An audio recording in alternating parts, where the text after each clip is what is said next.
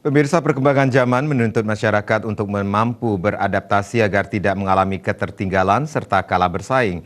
Terlebih dengan mulai gencarnya revolusi industri 4.0 yang dinilai berdampak pada pelaku usaha konvensional.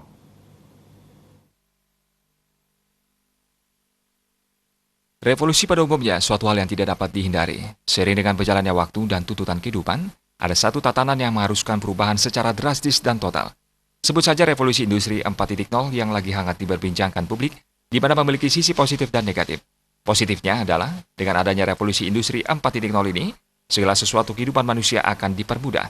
Namun adanya revolusi industri ini juga ditakutkan oleh pelaku-pelaku usaha konvensional yang dinilai belum mampu bersaing nantinya.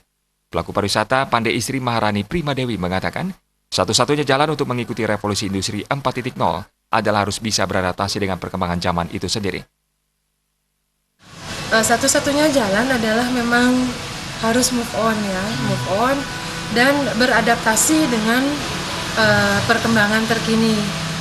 Jadi adaptasi ini yang sekarang bagaimana supaya dapat beradaptasi. Untuk pelaku usaha konvensional sih, kita juga mau tidak mau akan memberikan layanan secara online.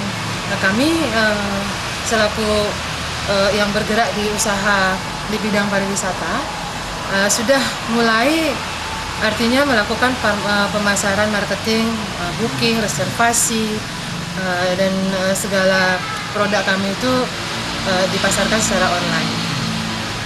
Nah, kendalanya itu adalah satu, teknologi itu tidak murah. Kendalanya di sana, sehingga adaptasi itu memang harus dilakukan secara bertahap.